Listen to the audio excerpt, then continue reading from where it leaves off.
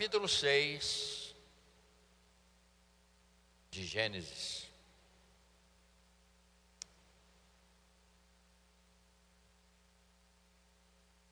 Eu sei que os irmãos estudaram esse assunto no SEAB, no CETEB, mas também posso entender que não leram como eu faço aqui. Eu estou fazendo isso em termos de um estudo mais ou menos dos assuntos. Por exemplo, eu hoje estava lendo de quem era filho Abraão, qual é a descendência dele, de onde ele vem, quem era o pai. Então eu estava lendo hoje de manhã, não para mim, assunto para próximas oportunidades. Capítulo 6, verso de número 1 até verso 10. Aliança com Noé será esses dias que nós vamos falar. A corrupção do gênero humano. Como se foram multiplicando os homens na terra, e lhes nasceram filhas, vendo os filhos de Deus que as filhas dos homens eram formosas, tomaram para si mulheres, as que entre todas mais lhe agradaram. Então disse o Senhor: o meu espírito não agirá para sempre no homem, pois este é carnal, e os seus dias serão 120 anos. Isso aqui é para, ele cortou a idade para não permitir que vivesse muitos anos, porque ia destruir todos por causa do mal. Naquele tempo havia gigantes na terra também, depois, quando os filhos de Deus possuíram as filhas dos homens, as quais lhes deram filhos. Estes foram valentes varões de renome da antiguidade, ou na antiguidade. Viu o Senhor, isto aqui, irmão, preste atenção. Viu o Senhor que a maldade do homem se havia multiplicado na terra, e que era continuamente mal todo desígnio do seu coração.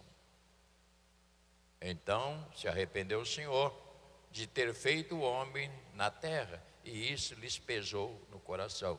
Disse o Senhor: farei desaparecer da face da terra o homem que criei, o homem e o animal, os répteis e as aves do céu, porque me arrependo de haver feito. Verso 8 diz: porém Noé achou graça diante do Senhor. Eis a história de Noé. Noé era homem justo, íntegro entre os seus contemporâneos. Noé andava com Deus e gerou 3 filhos: Sem, Cão e Jafé. Oremos. Nosso Deus e Pai, cobre-nos com a tua graça nesta meditação. Ajuda-nos na compreensão de alguns pontos aqui, Pai, para que nós possamos, Senhor, melhorar o nosso conhecimento da Bíblia, das Sagradas Escrituras, e assim poder até te servir melhor, com um coração muito mais profundo em Ti. Nós te pedimos esta graça em nome de Jesus. Amém. Podeis sentar, meus irmãos.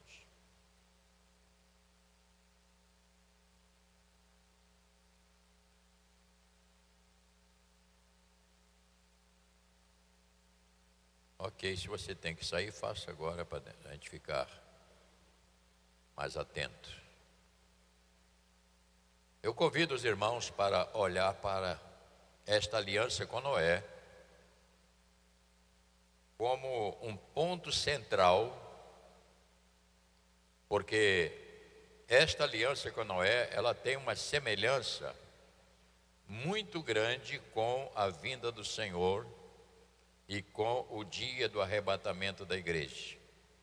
Então aqui você vê como que um pano de fundo do que será lá na frente. Então, para mim é o ponto central. Por quê? Porque no capítulo 4 e no capítulo 5, nós vemos a razão desta aliança.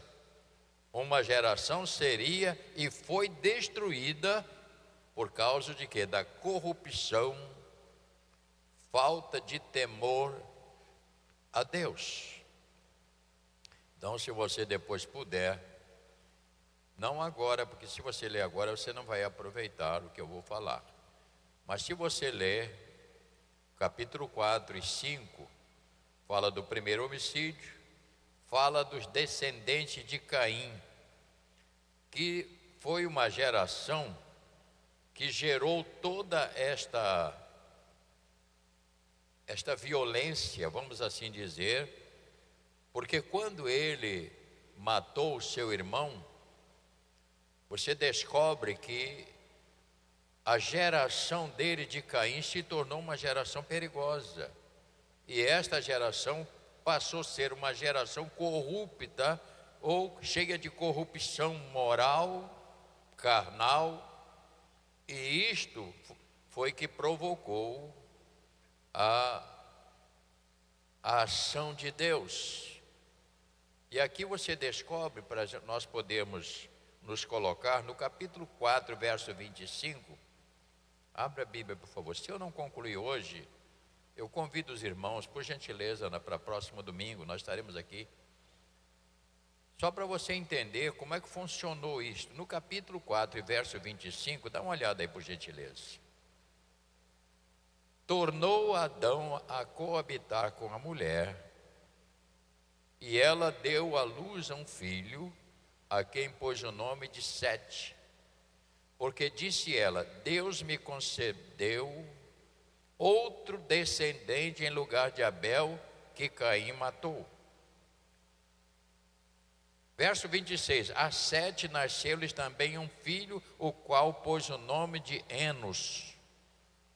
Daí se começou a invocar o nome do Senhor, que vai dar sentido a Noé, que vai dar sentido ao chamado de Noé.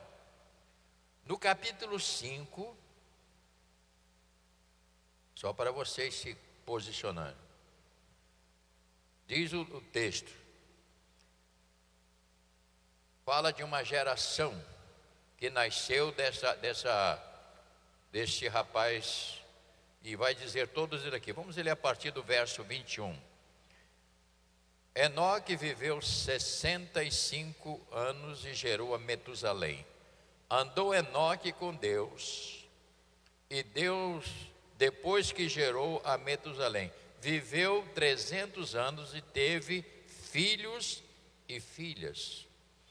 Todos os dias de Enoque foram 365 anos. Verso 24. Andou Enoque com Deus e já não era, por quê? Porque Deus o tomou para si, a mesma posição que aconteceu com aquele que subiu na carruagem de fogo. Você lembra de quem? Elias. Só para você. Metusalém viveu 187 anos, gerou a Lameque. Depois que gerou a Lameque, viveu Metusalém 782 anos e teve filhos e filhas. Todos os dias de Metusalém foram 969 anos e morreu. Lameque viveu 182 anos e gerou um filho. Qual é o nome do filho? Qual é o nome dele?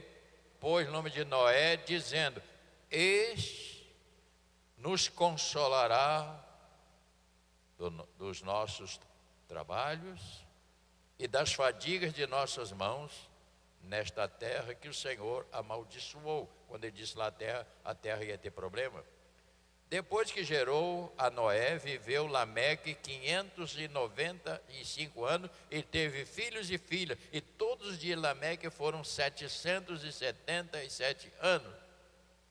E era Noé da idade de 500 anos e gerou Sem, Cã e Jafé. Sem, Cã e Jafé. De onde vai nascer a próxima geração pós-dilúvio.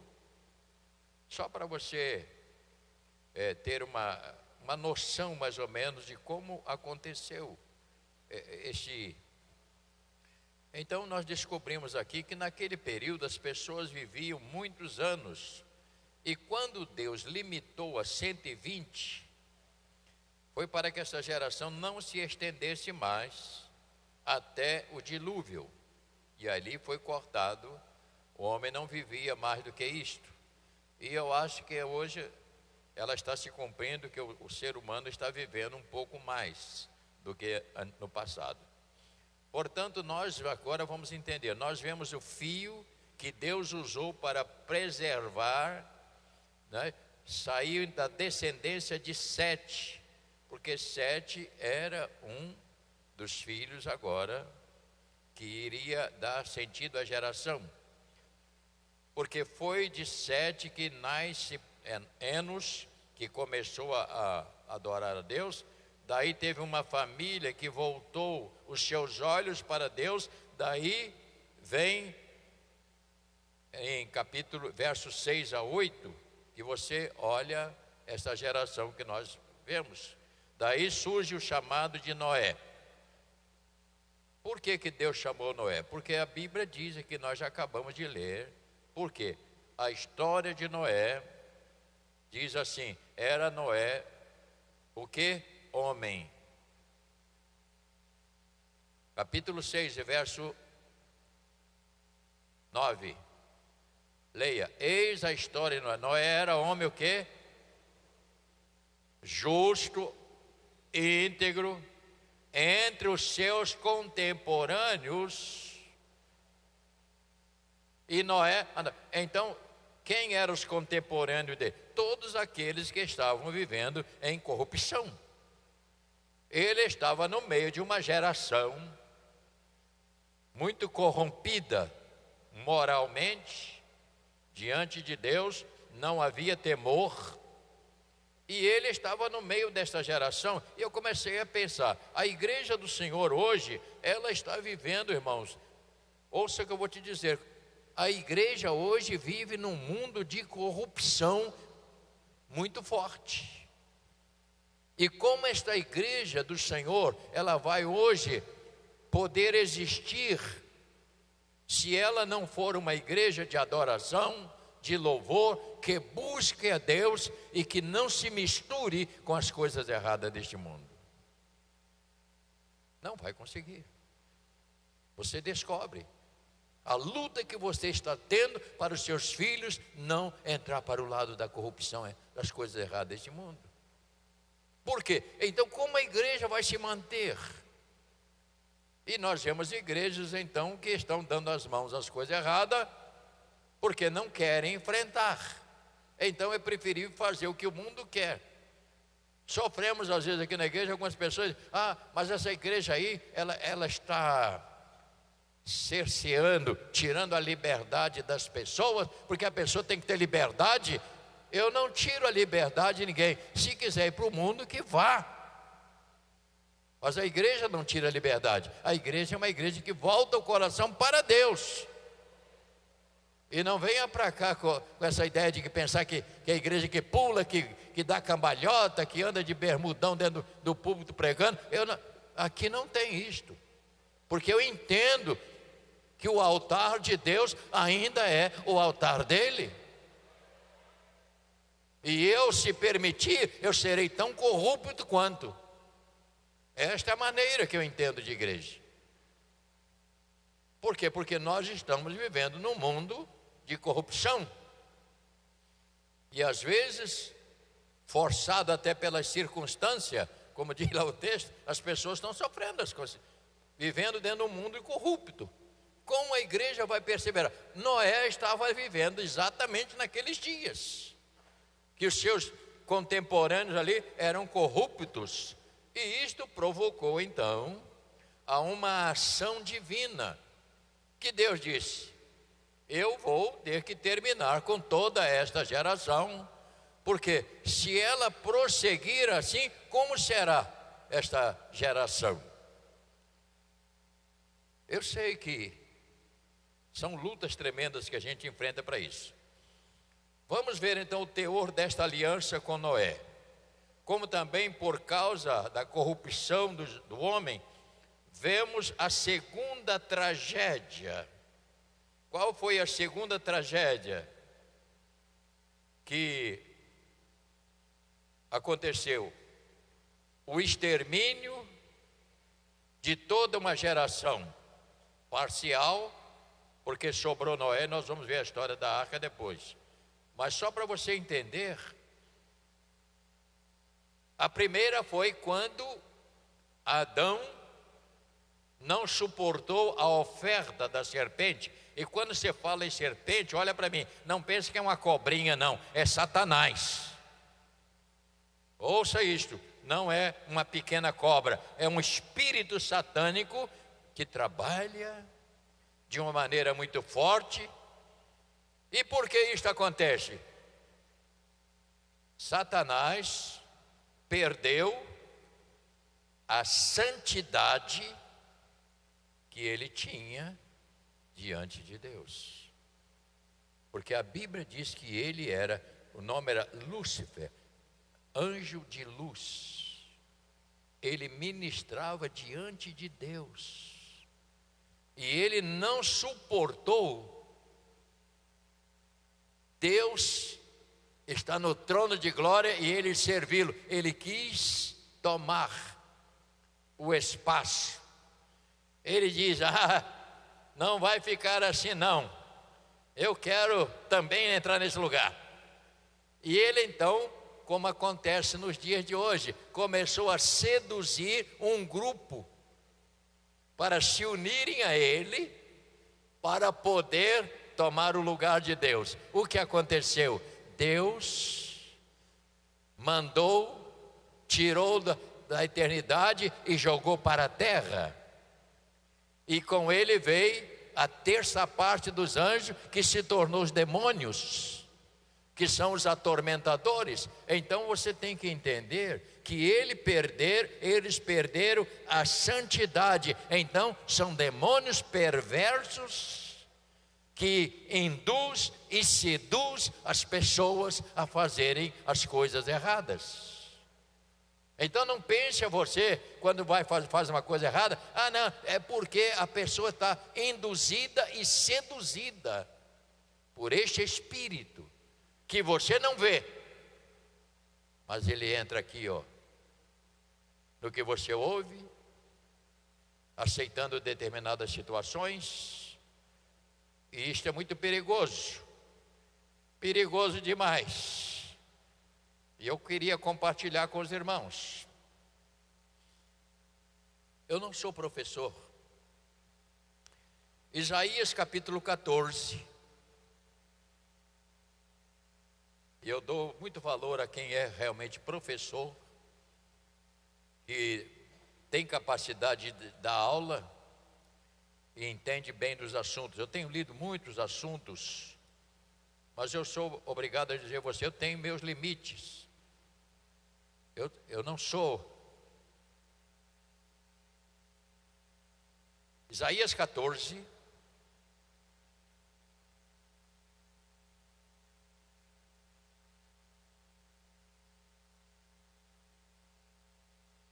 Você descobre que a Bíblia, os salmistas, estes homens, é tremendo você ver essas coisas pós-dilúvio. Estes homens, como eles eram, traziam de Deus. No capítulo 14, só para você entender, verso 12, 14 e 12, leia. Como caíste do céu, ó estrela da manhã, filho da alva, como foste lançado por terra, o quê? Tu que debilitava as nações, porque tu dizias no teu coração, o que ele dizia? Eu subirei aos céus, acima das estrelas de Deus, exaltarei o quê? O meu trono, e no monte da congregação me assentarei nas extremidades do norte. Subirei acima das mais altas nuvens e serei o quê? Semelhante ao Altíssimo. Só que isto não aconteceu. Por que não aconteceu? Porque o Senhor tirou de lá. Volte a ler para o coração para mim um pouquinho aqui, aliás, a sua atenção. Só para a gente poder acertar aqui algumas coisas. Portanto, a razão por que Deus deu o dilúvio, qual foi? A razão, a degradação do ser humano, ou seja, a corrupção dos valores morais, rompido com o Senhor. As restrições estabelecidas pelo Senhor não foram atendidas por eles.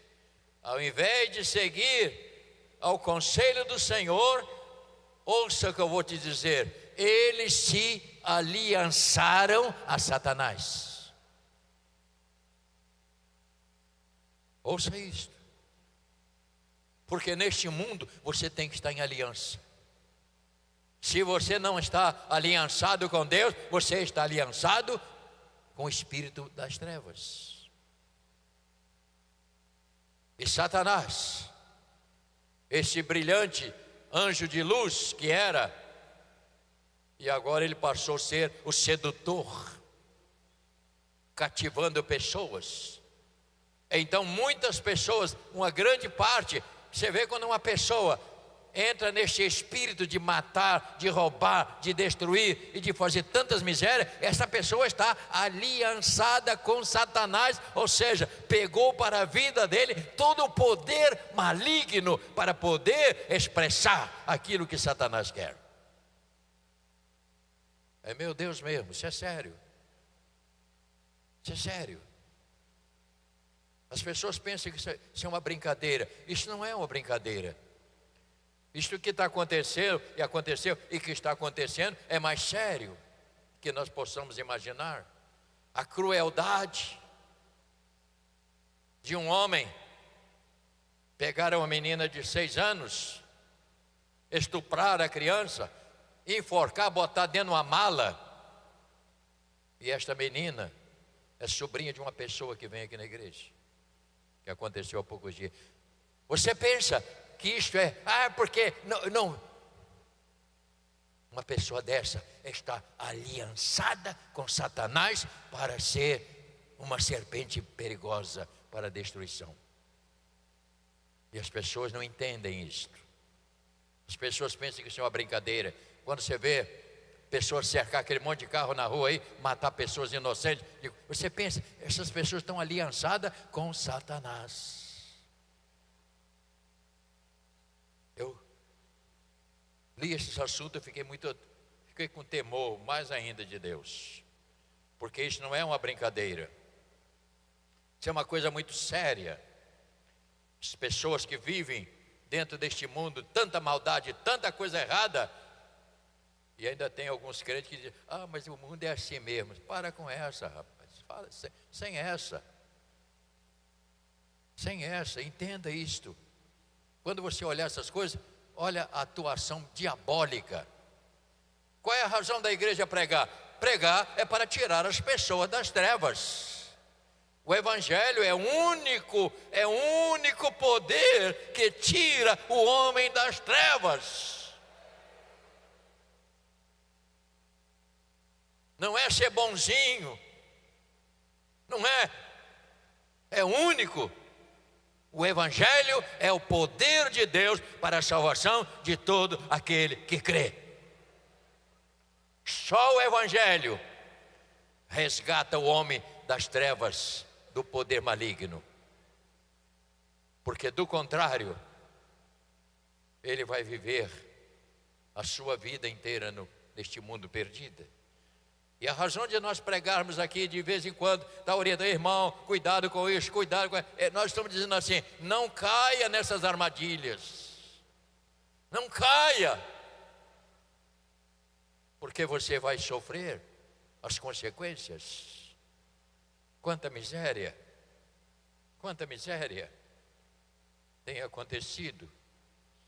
Portanto, este foi o grande problema. Paulo vai falando para o Novo Testamento muitas coisas. Vou usar um exemplo só. Se você quiser abrir Romanos, capítulo 3. Porque todos eles daqui depois vão fazer referência a este acontecimento. Lembrando aos irmãos que eu não estou dando uma aula teológica, porque eu não sou teólogo. Eu estou tentando transferir das Escrituras um pensamento e uma unção que Deus tem colocado na minha mente para alertar a igreja. Só isso que eu estou tentando fazer. E creio que a gente vai conseguindo. Romanos, capítulo 3, versos 9 a 12, para você entender. Todos os homens na condição de pecadores, diz lá. Que se conclui? Temos nós qualquer vantagem? Não, de forma nenhuma. Pois já temos demonstrado que todos, tanto judeus como gregos, estão debaixo de quê? Do pecado, como está escrito: não há justo nenhum sequer, não há quem atenda, não há quem busque a Deus. E o que está escrito no verso 12? Todos se extraviaram a uma e se fizeram inúteis, não há quem faça o bem, não há um sequer. E aqui ele diz a razão. Verso 13, leia. A garganta deles é o quê? Sepulcro aberto. Com a língua urge engano. Veneno de víbora é nos seus lábios. Verso 14. A boca eles têm cheia de maldição e de amargura. São os seus pés velozes para derramar sangue. Nos seus caminhos há destruição e miséria. Desconhece o caminho da paz. E aqui é o segredo: não há temor de Deus diante dos seus olhos. Isso é muito sério. Daí você vai descobrir a luta que a igreja tem para pregar o evangelho. Por que que tem luta? Porque as pessoas não querem ouvir a verdade. Todo este mal teve início com a queda de Satanás, como eu estava dizendo, que desceu da presença do Senhor, não, foi expulso da presença do Senhor e veio para a terra com seu espírito de miséria. Agora pergunta, irmão, diante de todo este mal, Deus viu uma família vinda de Sete, que voltou o coração para Deus. Que coisa fantástica isso, para você observar. Fala de Noé, com quem Deus fez uma aliança para preservar a próxima geração através de Noé e sua família, que é esta geração pós-dilúvio, e que ela vai terminar com a vinda de Cristo. E daí tem muitas coisas que vão acontecer dentro desse aspecto todo.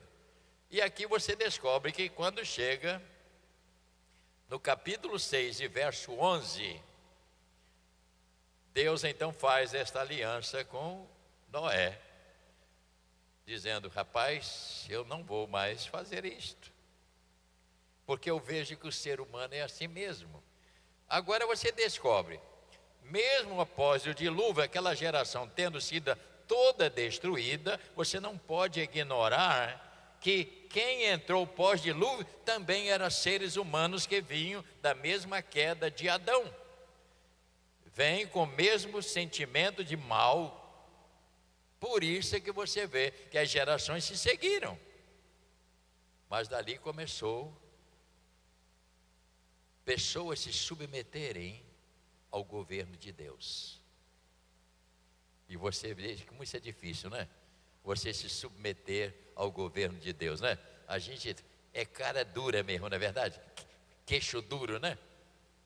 A gente sabe da verdade, mas a gente insiste em não obedecer. Eu não vou concluir hoje, não, eu vou parar por aqui, porque semana que vem nós vamos entrar nesta aliança pós-dilúvio, quando Deus aconteceu tudo. Quem foi que entrou na arca? entrou parte de uma geração que viveu naquele mundo, mas uma geração que tinha um sentimento de temor a Deus. E dali você vai descobrir que vai chegar daqui a pouco em Abraão. Quem era Abraão? De onde vem Abraão? Depois, lá na frente, você vai ver Moisés. Isso é fantástico. Isto nos leva, irmãos, a ver o fio que vai nos conduzir a Cristo. Repita comigo. Isto nos leva a ver o fio que vai nos conduzir a Cristo. Isso fica para domingo. Sem abrir a Bíblia. Ouça bem, sem abrir. Pode fechar a Bíblia. Gênesis capítulo 3, não abra. Você não vai ser tentado a abrir, não é para abrir. Bíblia é fechada. Gênesis capítulo 3, verso 15, o que é que diz?